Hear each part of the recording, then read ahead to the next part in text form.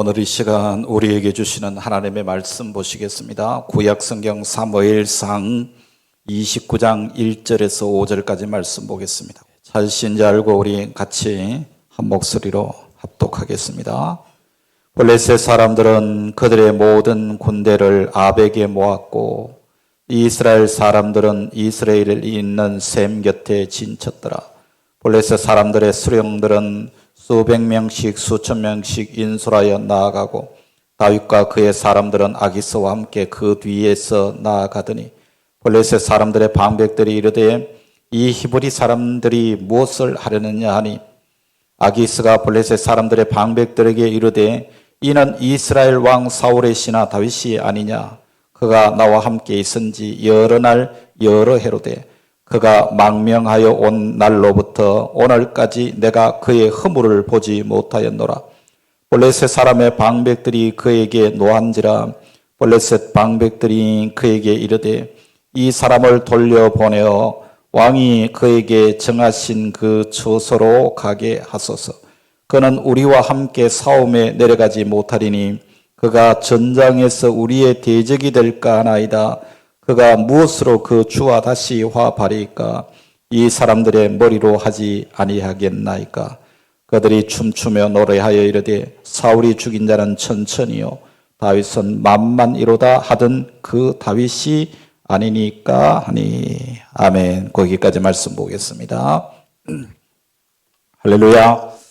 예, 오늘 또 복된 성일의 예배의 자리에 나온 우리 성도 여러분들에게 하나님의 크신 은혜가 함께 하시기를 축복합니다. 오늘 또 성령의 역사하심이 오늘 말씀을 듣는 여러분의 심령 속에 충만하게 임하시기를 주의 이름으로 축복합니다. 자, 좌우 옆 사람 앞뒤 사람 인사하겠습니다. 사랑합니다. 진짜로 사랑합니까? 사랑하는 모습이 우리에게 가득 넘치기를 바랍니다. 주의 이름으로 축복하며 저 유아실에 축복합니다. 사랑합니다. 감사합니다. 여러분, 우리가 알고 있는 성경에 나오는 위대한 사람들, 즉 믿음의 사람들 이야기를 우리가 열심히 성경 말씀을 통해서 배우는 이유가 있습니다. 그러니까 그들의 생애를 배우는 것이 왜 중요하냐면 그 속에 하나님의 구속사, 즉 말하면 하나님의 구원 역사가 그 속에 담겨 있기 때문에 그렇습니다. 우리가 주일 낮 시간에 이 다윗에 대한 이야기를 배우고 있는데 다윗을 읽어보면 하나님께서 한 사람 다윗을 어떻게 택하고 그를 불러서 그로 하여금 하나님의 사람으로 구원받은 사람으로 하나님의 일꾼으로 세워가시는가를 우리에게 보여주시면서 우리가 이 땅에서 믿음으로 산다고 하는 것은 이 하나님의 구속사를 미리 경험한 그러한 성경의 인물들을 보면서 그것을 우리가 배워가는 것이죠. 네덜란드의 개혁신학자였던 개혁신학자 도이벨트라고 하는 분이 있습니다. 그는 우리 예수 믿는 사람이 이 세상의 역사를 어떻게 바라볼 것이며 또 하나님이 내 인생을 어떻게 인도하는 것을 어떻게 정리하느냐 하는 것을 이제 이론으로 아주 중요한 이론을 세우는데요. 그러니까 말하면 성경적인 세계관이 어떤가에 대한 명쾌한 답을 준 분이 바로 이 도이벨트라고 하는 분입니다. 그러니까 그것이 도이벨트 이론이라고 그러는데 세 단어입니다. 첫 번째는 하나님이 창조하셨다. 그 다음에 두 번째는 우리 인간이 타락했다. 그 다음에 세 번째는 그 타락한 인간을 하나님이 구원하셨다. 이 세 단어예요. 그러니까 이 단어를 통해서 하나님의 역사 진행에 대한 원칙을 정리를 했습니다. 그걸 도이벨트 원리라고 그렇게 말하는데요. 이론이라고 말하는데 우리는 이 성경적인 관점에서 세상을 바라보는 안목을 가져야 됩니다. 그것을 한마디로 말하면은 성경적 세계관, 그렇게 말할 수가 있는 것이죠. 오늘 또 우리가 살아가는 이 세상 속에 세상의 흐름과 역사의 흐름을 보면은 이게 어떻게 해서 이렇게 흘러가고 있는지에 대한 분명한 답은 우리가 성경 말씀 속에서 하나님께서 이 세상을 어떻게 역사하시고 주관하시는가를 우리가 볼 수 있다는 이야기입니다. 그래서 성경적인 세계관에는 원칙이 있는데 그 원칙이 뭐냐? 도이벨트 이론에 따르면 첫 번째는 창조라는 거죠. 하나님께서 사람을 창조하실 때 어떻게 창조하셨냐면은 하나님의 형상을 따라 창조하신 거예요. 그러니까 우리 인간은 하나님의 형상을 따라 만들어진 존재라는 그런 이야기예요. 그렇기 때문에 사람에게 하나님의 형상을 따라 만드시고 이 세상 우주 만물을 우리 인간들에게 맡기시면서 생육하고 번성하여 땅에 충만하고 땅에 있는 모든 것들을 다스리라고 그렇게 말씀하셨습니다. 그래서 하나님이 사람에게 이 세상을 통치할 수 있는 권한을 주셨다는 것입니다. 그래서 하나님은 사람을 하나님의 시로 만드셨고 사람은 이 땅에서 하나님이 하셔야 할 일을 대리할 수 있는 대리자로 세워주셨다는 것이죠. 자, 그런데 우리 인간이 결국에는 타락했습니다. 타락이 뭡니까? 타락은 하나님의 형상이 망가진 게 타락입니다. 예. 사람이 하나님의 일을 해야 되는데 인간이 타락한 이후부터는 하나님의 일을 하는 것이 아니라 마귀의 일을 하는 것입니다. 하나님의 형상을 따라서 하나님의 모습대로 살아가야 하는 우리 인간들이 마귀를 따라서 서로 미워하고 그리고 질투하고 비방하고 이런 걸 하더라는 이야기입니다. 이게 타락, 하나님의 형상을 잃어버린 인간, 죄인된 인간의 모습이라는 그런 이야기죠. 그래서 예수님께서 이것을 회복하시기 위해서 이 땅에 오신 것입니다. 이것을 우리는 구속 혹은 구원이라 그렇게 말하는 겁니다. 구원이 뭡니까? 잃어버린 하나님의 형상을 회복하고 하나님의 형상을 닮아가는 것입니다. 그래서 구원이라는 것은 하나님의 형상을 되찾는 것입니다. 우리가 하나님의 권세를 받아서 하나님이 하셔야 하는 일들을 다시 회복하는 것이 구원인데 이게 도이벨트의 성경적 세계관이라 그렇게 말할 수가 있는 것이죠. 여러분, 나의 지나온 인생을 구속사적인 측면에서 바라볼 수 있어야 합니다. 하나님이 나의 구원의 사건을 다루기 위해서 타락한 나 하나님의 형상을 잃어버린 나를 다시금 하나님의 원래의 목적대로 회복시키기 위해서 예수 그리스도를 통해서 계획하고 진행하는 모든 일들을 내 개인의 구속사라 그렇게 말하는 것입니다. 하나님께서 왜 이 세상의 수많은 사람 중에 나를 택하셔서 나를 하나님의 자녀 삼으시고 예수 그리스도를 통해서 우리의 잃어버렸던 하나님의 형상을 회복해 하시는가에 대한 답을 알아가는 것이 우리의 신앙생활이다 그런 이야기죠. 하나님은 선한 목자가 되셔서 나를 구원의 길로 인도하십니다. 하나님은 우리 인생의 주인이 되시고 전능자가 되시고 구세주가 되셔서 내가 되찾아야 할 것, 내가 누려야 할 하나님의 구원을 되돌려 주시기 위해서 삶의 모든 것들을 배열하시는 것입니다. 그래서 하나님의 자녀된 우리는 이미 결론을 가지고 살아가는 사람들입니다. 저와 여러분은 인생의 결론을 이미 내려진 사람이다 그런 얘기죠. 혹시 일찍 부모님을 여의고 고생 많이 한 분이 있습니까? 이유가 뭡니까? 하나님께서 내 삶에 그런 사건을 배열하시는 이유는 나의 구원을 위해서입니다. 또 사업에 실패한 분 있습니까? 어떤 분은 말하기를 운이 나빠서 그랬다 그렇게 말할 수 있지만 하나님은 뭐라고 말씀하시느냐면 나의 구원을 위한 것이라고 말씀하는 것입니다. 우리의 삶에 곤고함이 찾아오고 우리의 삶에 실패가 찾아올 때에 그것이 무슨 이유냐면 하나님께서 나의 구원을 위한 것이라고 말씀하시는 것이죠. 하나님은 실패가 없는 분입니다. 전능하신 분입니다. 마귀가 기를 쓰고 나를 죽이려고 해도 하나님께서 너는 내 것이라고 이미 점 찍어 두셨습니다. 그렇기 때문에 어떤 환난이 다가오고 고난이 오더라도 하나님 자녀된 우리는 하나님의 구원의 역사, 구속사 속에 포함되어 있다는 사실을 우리는 한시도 잊어버리면 안 되는 것입니다. 한번 따라합시다. 나는 하나님께 붙들린 자다.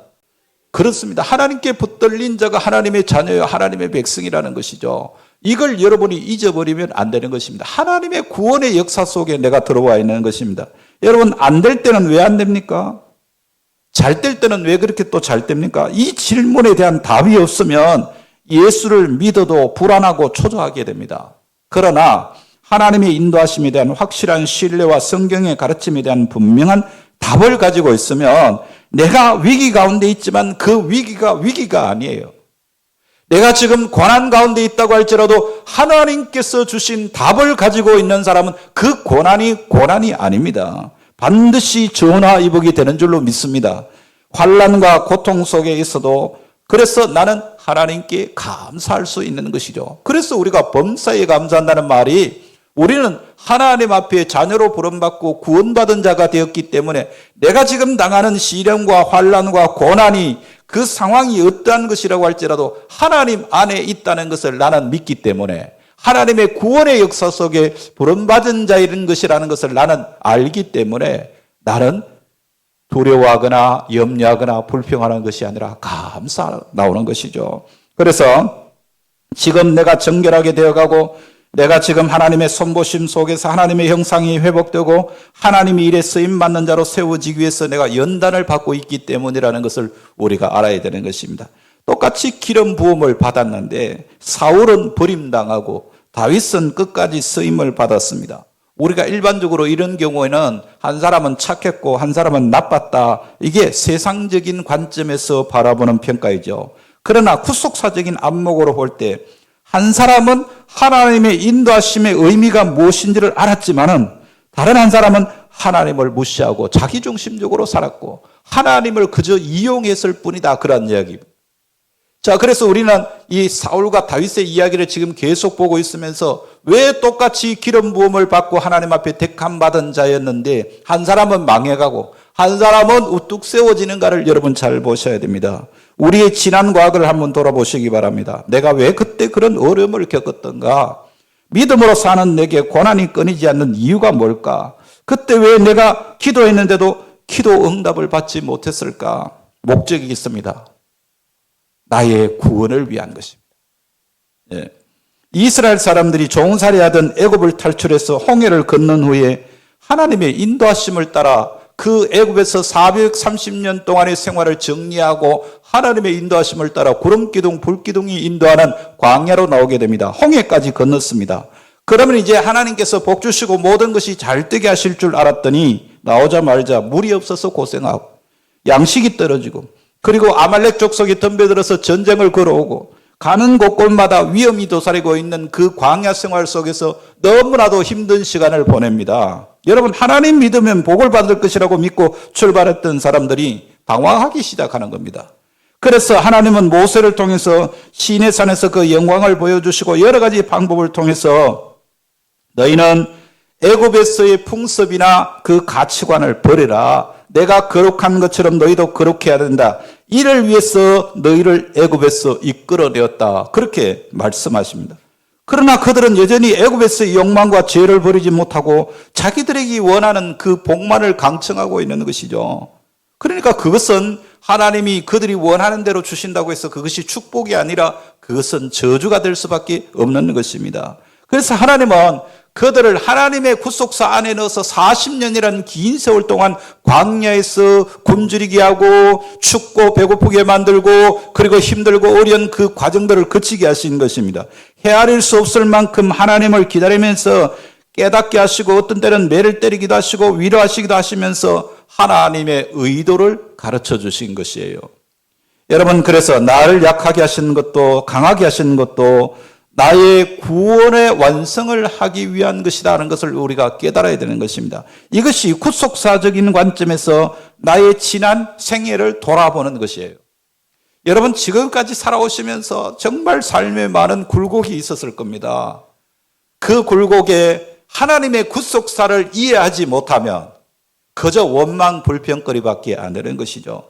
사람은 하나님의 형상을 가졌기 때문에 우리는 주님을 닮아가야 합니다. 주님을 닮게 하려고 나를 불러주셨는데 이런 신비로운 비밀을 알지 못하고 십자가를 통한 이 신령한 축복에는 관심이 없고 그저 우선 먹을 것, 그저 편하게 사는 것 이것만 생각하니까 하나님의 인도하심을 자꾸 놓치게 되는 것이죠. 그래서 하나님께서는 삶의 여러 곳에다가 복병을 숨겨놓고 힘들 때마다 하나님을 찾게 함으로써 내 소원이 아니라 하나님의 소원을 보게 하셔서 우리의 갈 길을 교정해 주시고 신령한 하늘의 복을 우리에게 허락해 주시는 줄로 믿습니다. 그렇습니다. 여러분, 이 하나님의 구속사를 이해하고 나의 삶에 역사하시는 하나님의 구속사를 붙잡는 사람이 진짜 승리자가 되는 것이죠. 그런데 철회하고 금식하고 은사를 체험한다고 할지라도 이 하나님의 구속사의 목적과 흐름을 이해하지 못하면 우리 인생을 다 살고 나서도 그 인생을 실패할 수밖에 없는 것이죠. 그래서 칼빈은 이런 말을 했습니다. 우리가 그리스도와 떨어져 있는 한 인류의 구원을 위해 그가 당하시고 행하신 모든 일들이 우리에게는 의미가 없고 아무런 가치가 없다. 여러분, 잘 생각해 보십시오. 사울이 다윗을 죽이려고 광분했습니다.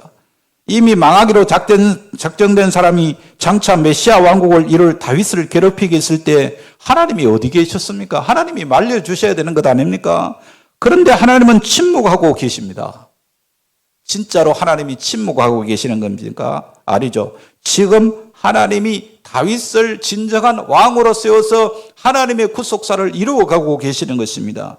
그러니까 다윗은 지금 진퇴양난의 위기에 빠졌습니다. 오늘 본문을 보시면 앞서 27장을 본 대로 다윗이 사울 왕을 피해서 도망을 치다가 결국은 골리앗의 고향인 블레셋 아기스 왕이 다스리는 곳까지 가죠. 거기까지 도망을 갑니다. 그러니까 도망을 가다가 갈 데가 없어서 적국으로 도망을 가게 된다 이 말입니다.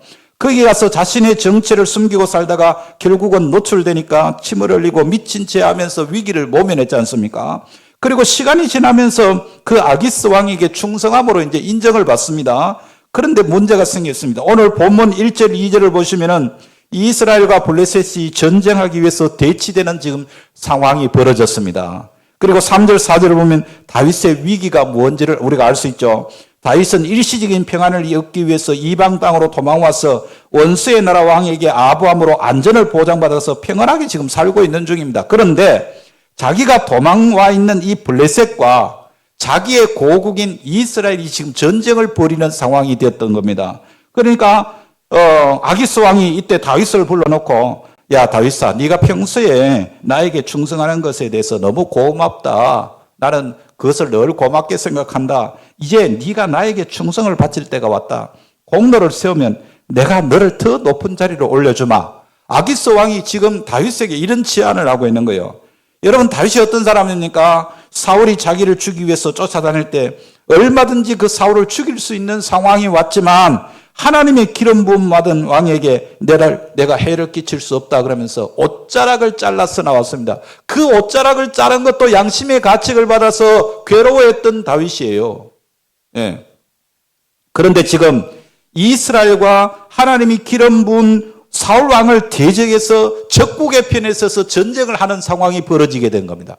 여러분, 이 상황을 어떻게 이해해야 됩니까? 만약에 그가 지금 블레셋 편을 들어서 이스라엘 공격하게 되면 훗날 이스라엘의 왕이 되는데 굉장한 결격 사유가 되지 않겠어요? 저 사람은 옛날에 블레셋 편에서 우리나라 공격했던 사람이다. 그런 비난을 받으면 왕의 자격이 없는 겁니다. 요즘처럼 청문회를 열어서 이 사람이 총리 자격이 있나 장관 자격이 있나 따졌을 때 조그만 흠결이 나와도 그걸 문제 삼지 않습니까? 그것처럼 나중에 다윗이 블레셋 편에 서서 자기 고국인 이스라엘과 전쟁을 벌여서 피해를 줬다 그러면은 이거는 심각한 문제가 아닐 수가 없는 것입니다. 그때 만약 다윗이 사울을 공격하면 하나님을 대적하는 결과가 되고, 반대로 이스라엘 공격하지 않고 자기가 지금 도망와 있는 그 블레셋을 공격하게 되면 그나마 현재 유지하고 있는 그 안정마저도 잃게 되는 그런 위기 가운데 처해 있는 것입니다. 이런 경우를 우리는 사자성어로 진퇴양난이라고 그러잖아요. 예. 이렇게 할 수도 없고 저렇게 할 수도 없는 것이죠. 그때 하나님께서 어떤 방법으로 다윗을 인도하시는가, 여러분 오늘 이 본문 29장을 잘 보신 분들은 아실 거예요. 블레셋 장수들의 마음 가운데 불평이 일어난 거예요. 자, 그렇지 않아도 왕의 총애를 받는 다윗이 눈에 가시처럼 여겨졌는데 왕이 그를 전쟁에 앞장세워서 지금 공로를 세우려고 하는 겁니다. 그러니까 다윗은 용맹하기에 전쟁하면 틀림없이 승리할 것 같거든요. 예. 그 공로를 빼앗길 것 같아서 블레셋 장수들의 마음 가운데 시기와 질투가 일어나게 만들었습니다. 지금까지 한 번도 아기스를 대적한 적이 없고 충성했음에도 불구하고 뭐라고 이야기하냐면 장수들이 다윗을 향해서 저놈은 색깔이 불분명한 놈입니다. 전쟁을 벌이면 언제 이스라엘 편 들어서 우리를 괴롭히고 우리를 힘들게 할지 모르니까 다윗을 전쟁에 데리고 나가면 절대로 안 됩니다. 그렇게 지금 질투하고 시기하는 장면을 보죠. 이런 작당을 해서 다윗을 공경에 빠뜨립니다. 그러니까 다윗의 입장에서는 지금 아주 곤란한 지경이 있는 거예요. 아기스 왕은 전쟁에 다윗을 데리고 나가기를 원하지만, 그러나 장수들은 저 사람 데리고 나갔다는 큰일 난다고 이렇게 이야기를 하면서 다윗을 공경에 빠뜨리는 것이죠. 그러니까 이건 다윗의 입장에서는 공경일 수 있지만 하나님 편에 보셨을 때는 위기를 모면케 하시는 하나님의 방법인 거예요. 이해하십니까? 이때 만약에 블레셋 장수들이 시기하지 않았다면 다윗은 자기 나라와 전쟁하게 되는 엄청난 실수를 범하게 되는 것 아닙니까? 그런데 감사하게도 그들이 불평하고 다윗을 시기하고 모함하려 해가지고 죽이려고 했을 때 하나님은 그 사건을 통해서 다윗을 위기 가운데서 건져주신 줄로 믿습니다. 할렐루야. 이게 하나님의 구원사예요. 예. 여러분 구약 성경 창세기 나오는 요셉의 이야기 아시죠? 하나님의 역사를 이해한다는 것은 참 너무 신비한 건데요. 어느 날 아버지 야곱의 사랑을 받는 이 요셉의 형들이 요셉을 얼마나 미워하는지 모릅니다. 왜냐하면 아버지의 사랑을 독차지하고 있으니까. 예. 저놈 혼자만 아버지 사랑 독차지한다는 질투가 가득했습니다. 그래서 요셉은 어느 날 끔찍한 비극을 경험합니다. 사랑하는 형들의 미움을 받아서 가정을 떠나야 됐고 부모를 잃어야 했고 어린 시절 종으로 풀려가는 엄청난 슬픔을 당하게 됩니다. 그런데 그것이 요셉을 총리로 세워서 훗날 이스라엘을 구원하기 위한 하나님의 비밀 작전이었다는 것을 그때는 아무도 몰랐다는 말입니다. 그 하나님의 구속사 안에 있었던 것이라는 이야기죠. 하나님의 백성들이 이 세상을 살면서 억울한 일을 당할 때가 있습니다. 말도 안 되는 억울한 일을 당해서 누구한테 하소연도 못하고 피해를 보아야 할 때가 있습니다. 누가 하신 거예요? 하나님이 하신 겁니다. 이 개념을 우리가 분명히 이해하셔야 돼요. 사업하는 사람들이 내 생각과 내 계획으로는 모든 것을 완벽하게 준비했기 때문에 분명히 이 일은 잘 풀릴 거야 하고 준비를 했는데 그런데 내 생각과는 전혀 다른 방향으로 그 일이 전개돼서 위기를 겪을 때가 있지 않습니까? 예. 아주 답답하고 견디기 힘든 시간들을 보내면서 하나님이 어디 계시냐고 항변할 때가 있습니다. 입에서 불평하는 말들이 막 튀어나왔습니다. 여러분 이럴 때 여러분이 분명히 아셔야 되는 것이 있습니다. 자, 한번 따라합시다. 하나님은 나를 사랑하시고 나를 위한 놀라운 계획을 가지고 계신다. 아멘. 여러분 이게 복음입니다. 하나님이 나를 사랑하셔서 나를 향한 놀라운 계획을 가지고 계신다는 이 믿음으로 하나님 앞에 나와서 하나님을 예배하고 찬송하고 하나님께 기도하는 삶을 살아가는 것이 하나님의 백성이다 이 말입니다. 앞이 보이지 않아도 내가 계획하는 일들이 이루어지지 않아도 하나님은 하나님이십니다. 그분은 나의 목자요 나의 인도자가 되는 줄로 믿으시기를 바랍니다. 아멘. 여러분 조지 뮬러라고 하는 과의 아버지였고 해외 선교의 횃불이었고 5만 번 이상의 기도 응답을 체험한 기도의 사람 조지 뮬러라고 하는 분이 있습니다.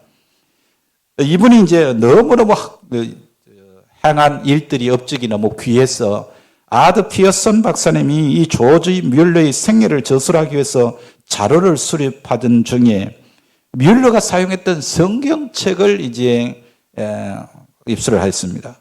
그 성경책을 쭉 펴서 읽어보니까 그 성경책에 빽빽하게 여백에다가 자기 나름대로의 성경 해석을 적어 놓았는데 시편 부분에 이르러서 여호와께서 사람의 길을 정하시고 그 길을 기뻐하시나니라고 하는 구절이 있는데 그 밑에 줄을 쳐놓고 그 옆에다가 뭐라고 글을 적었냐면 그리고 또한 멈춤까지도 이렇게 적혔어요. 여호와께서 사람의 길을 정하시고 그 길을 기뻐하시나니 그 길을 정하시는 하나님께서 때로는 우리를 멈추게도 하신다. 이게 뮬러의 고백이었다 이 말입니다. 잘 나가다가 멈추라고 하면 멈춰야 합니다. 누가 하는 것입니까? 하나님이 하십니다. 그가 나를 푸른 초당으로 인도하십니다. 그러다가 왜 푸른 초당으로 인도하시던 분이 사망의 엄침한 골짜기로 나를 인도하실까? 왜냐하면 내 영혼을 소생시키시고 나로 의의 길로 인도하시기 위해서입니다. 여러분 내가 불필요한 것을 붙잡고 있는 것, 내가 의지해서 안 될 것을 버리게 하려고 사망의 캄캄한 골짜기로 나를 끌고 내려가서 하나님만 바라보게 하시고 진정한 구세주, 진정한 목자가 되신 주님만 의지하라고 나를 그 깊고 엄침한 골짜기로 끌고 가시는 것입니다. 그것은 저주가 아니고 구원의 길로 우리를 인도하시는 과정입니다. 네. 우리가 신앙생활을 제대로 한다면 이제는 답이 나와야 됩니다. 위기가 왔을 때, 고난이 찾아왔을 때 누구를 위하여? 나를 위하여. 나의 구원을 위하여 나를 하나님의 형상으로 세우시고 나를 하나님이 주신 사명을 감당하는 자로 세우시기 위해서 또 한 번 주님이 나를 정결케 하시는구나 감사할 수 있어야 합니다. 예. 그렇게 감사하면 모든 일에 합력하여 선을 이루게 하시는 것이죠. 그래서 고린도전서 10장 13절에 보니까 사람이 감당하지 못할 시험당함을 허락하지 아니하신다고 말씀하셨어요. 여러분 반드시 이기게 하시거나 피하게 하십니다. 그런데 왜 사람들이 망하느냐? 믿음이 없어서 미리 그런 일을 당하면 겁을 먹는 겁니다. 하나님을 온전히 신뢰하지 못하고 자기 생각에 빠져서 그런 고난과 그런 역경을 통해서 겁을 먹게 되는 것이죠. 여러분 시편 94편 14절 같이 한번 읽어볼까요? 여호와께서는 자기 백성을 버리지 아니하시며 자기의 소유를 외면하지 아니하시리로다. 하나님이 우리를 선택하시고 하나님이 우리를 불러주셨어요. 우리는 망하지 않습니다. 왜 망합니까? 불신앙 때문에 망할 뿐입니다. 주님만 따라가면은 사망의 음침한 골짜기를 지나게 되어도 원수 앞에서 나에게 큰 잔치상을 베풀어 주시는 하나님이신 줄로 믿습니다.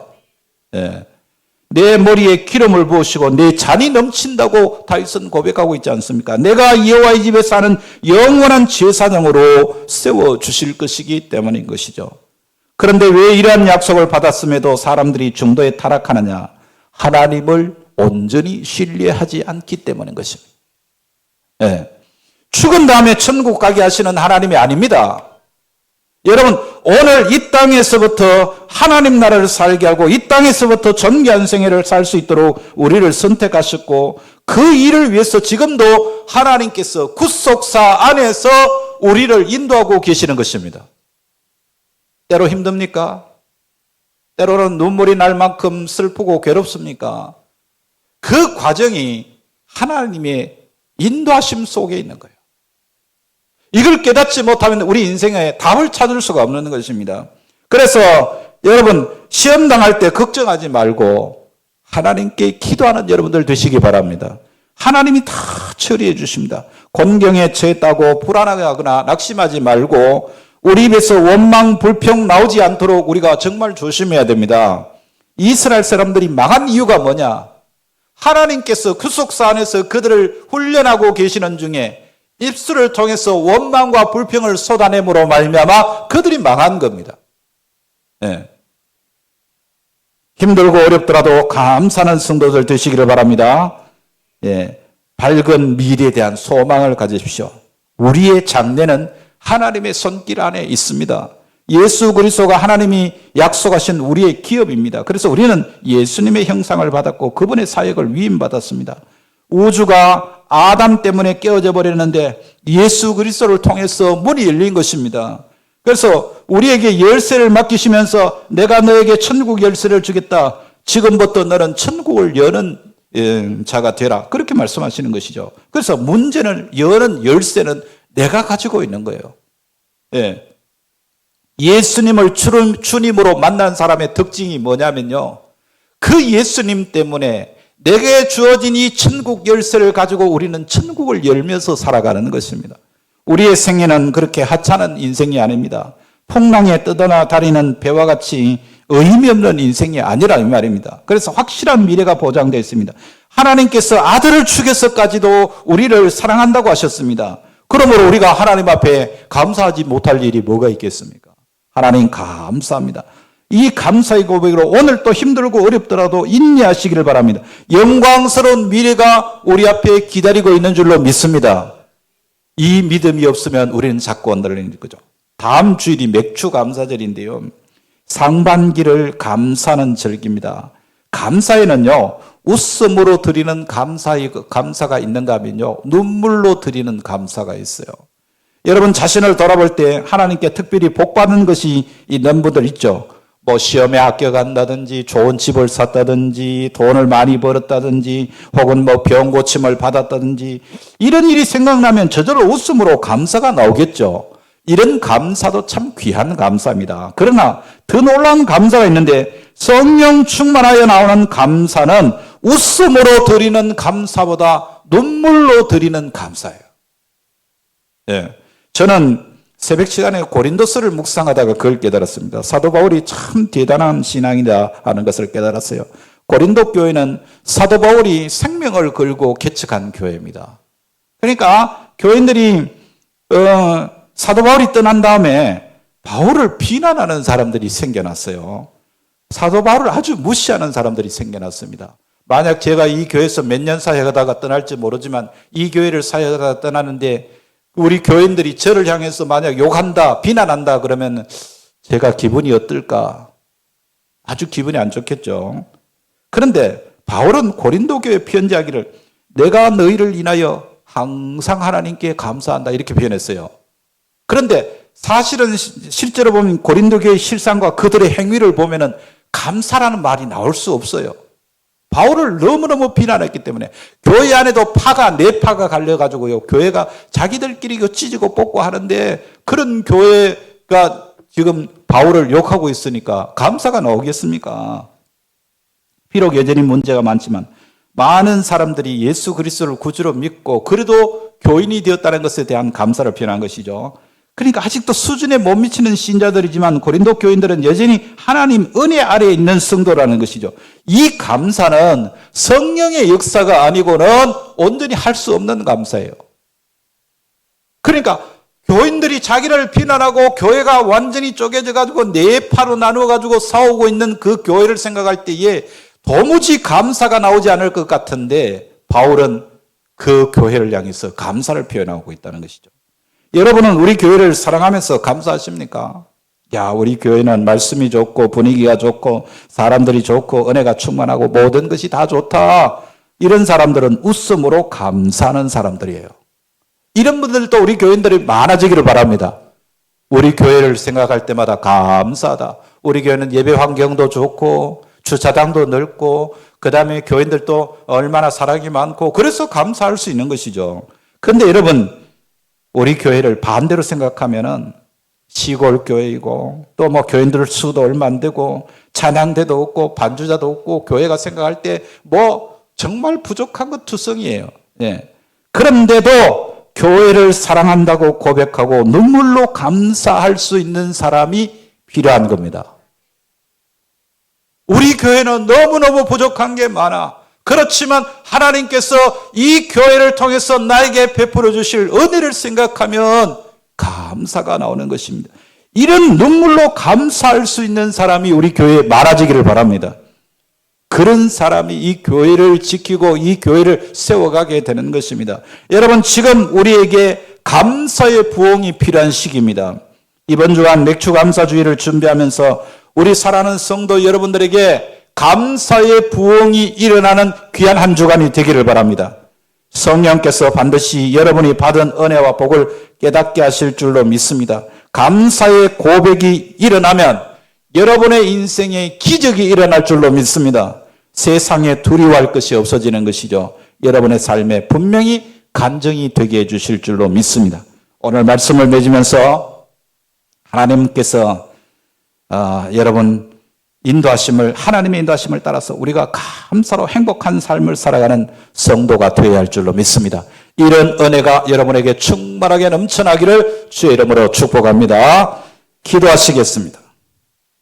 전능하신 아버지 하나님, 2025년 한 해의 절반을 보내며 지금까지 인도해 주신 은혜를 감사드립니다. 오늘 주신 말씀을 통해 우리의 믿음을 되돌아봅니다. 예수 그리스도를 통해서 우리를 구속하신 은혜를 바르게 알지 못하고 힘들어하며 낙심하며 살아올 때가 얼마나 많았는지 모릅니다. 약속의 말씀을 주셨건만은 그 약속을 믿지 못하고 불안하게 떨었고 절망해서 슬퍼한 일이 얼마나 많았는지 모릅니다. 주님 이 시간 우리의 잘못을 회개합니다. 너의 길을 여호와께 맡기라. 저를 의지하면 저가 이루신다고 말씀하신 대로 이제 아버지의 약속을 믿고 순종하며 주를 따르기를 원하오니 다윗처럼 미움받고 원수가 나를 죽이려고 쫓아다니는 위기 가운데 있다고 할지라도 하나님 아버지께서 가장 좋은 길로 인도하심을 신뢰하고 말씀에 순종하며 감사의 부흥을 이루는 성도들이 되게 하여 주시옵소서. 오늘 또 육신의 질병 가운데 있는 성도들, 삶의 문제로 근심하는 성도들, 이 시간도 주님의 능력이 함께 하셔서 모든 질병이 떠나가게 하시고 모든 문제가 주님의 은혜로 해결되게 하여 주시옵소서. 오늘 또 이 자리에 함께하지 못한 성도들 어떤 형편이 있든지 그들 위해 주님 함께 해주시고 초량한 성도들, 그 자녀들 위해 또 군에 있는 자녀들 위해 하나님의 은혜가 늘 함께하여 주시기를 원하올 때에 우리 구주 예수님의 이름으로 기도드리옵나이다. 아멘.